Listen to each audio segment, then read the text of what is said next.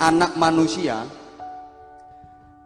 kalau dia berasal dari benih yang tidak bervarietas karena bapak ibunya tidak jelas, apalagi berasal dari produk hubungan bebas, lingkungan keluarganya tidak memperhatikan moralitas, ketika mengandung ibunya tidak ikhlas, saat menyusui tidak dikasih ASI secara tuntas, begitu anak lahir tidak diarahkan ke pendidikan yang berkualitas, apalagi keluarganya keluarga yang keras tapi tidak tegas, terlebih sudah kena imbas dari narkoba dan miras, maka di usia pubertas anak ini kalau dilepas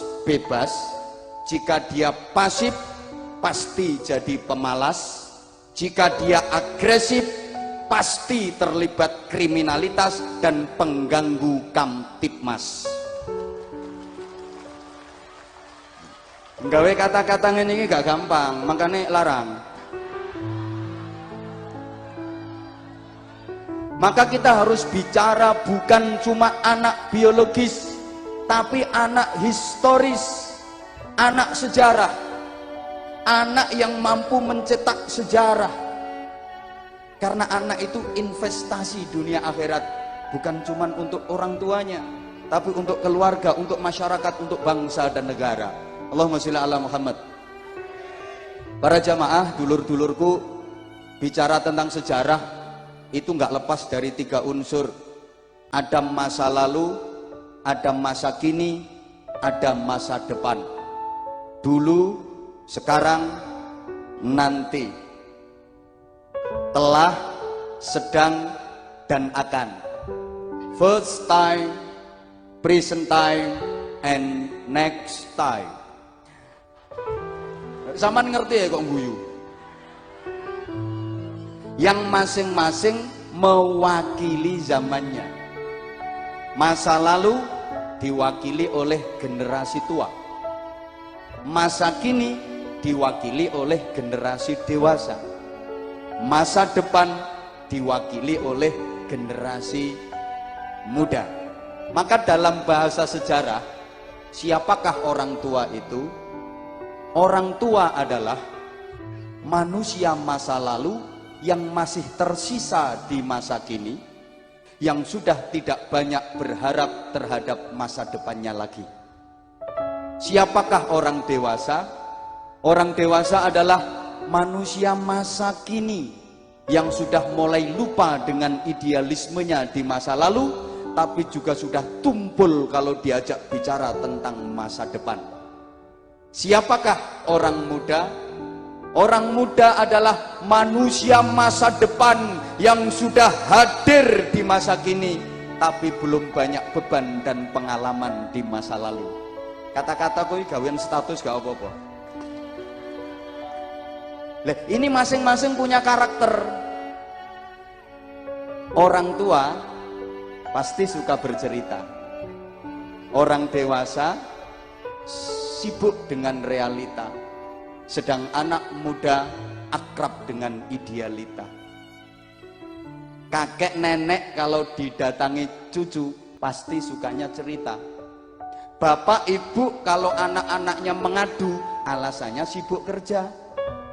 Sedangkan anak-anak itu paling suka kalau ditanya cita-citanya mau jadi apa.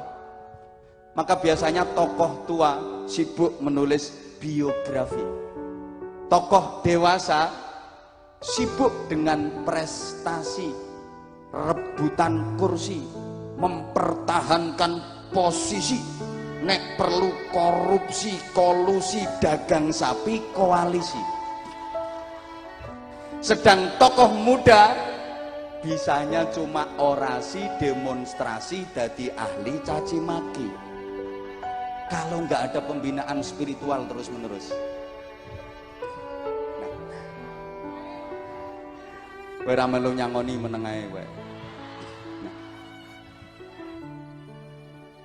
Maka kalau kita bicara tentang masa depan, itu bukan untuk kita, bukan untuk orang tua kita, tapi untuk anak-anak kita.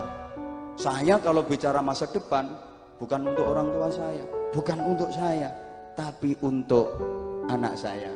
Maka orang-orang tua dulu itu punya filsafat yang luar biasa. Rata-rata orang-orang tua dulu itu suka memagari kampungnya dengan pohon bambu. Mulane ten pundi-pundi wonten namine tanah papringan. Tanah sing ditanduri wit pring. Ini mbok paham mbok enggak ini? Orang tua dulu itu punya filsafat luar biasa. Suka memagari kampungnya, batas-batas desa itu dengan pohon bambu. Itu filsafat yang luar biasa. Karena di dalam rumpun bambu itu tersimpan 3 kekuatan sejarah yang berjamaah tapi dalam kesatuan. Jangan meremehkan bambu. Bambu iya preng. Bambu itu bisa dijadikan apa saja. Kena digawe apa ae. Dige meja kena, dige kursi kena. Alah wong Jonegoro nek ngarani dingklek. Ge meja kena, ge dingklek kena, ge katil kena, ge sandal kena, ge ulek-ulek kena, ge capil kena, gawe omah kena, gawe alat musik suling kena, gawe gambang kena. Bambu kena digawe apa ae. Multifungsi. Nah, terus di dalam rumpun bambu itu tersimpan 3 kekuatan sejarah yang berjamaah dalam kesatuan. Ada bambu tua, ada bambu dewasa, ada bambu muda. Bambu tua namanya bongkotan, bambu dewasa namanya pring, bambu muda namanya bung.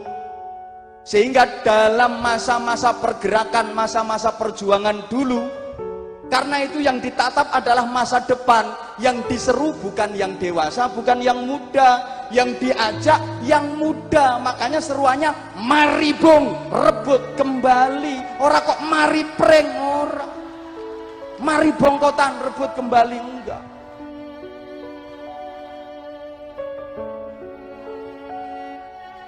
Sehingga negara kita ini kaya dengan bung-bung bangsa.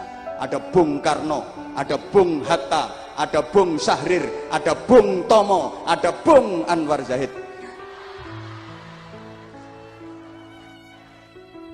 Ini untuk generasi muda wong Jonegoro. Kalian harus mempunyai karakter dan sifat-sifatnya Bung. Paling tidak ada 3 karakter Bung yang harus kita disiplinkan dalam kehidupan kita. Pertama, bung itu tegak dan lurus. Jejeg, lancip, itu ciri khasnya bung. Tegak, runcing.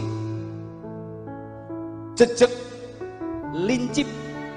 Lek ono bung kok ketul, bengkong, itu bukan bung harapan, tapi bung ancaman. Mesti ngerusak barongan.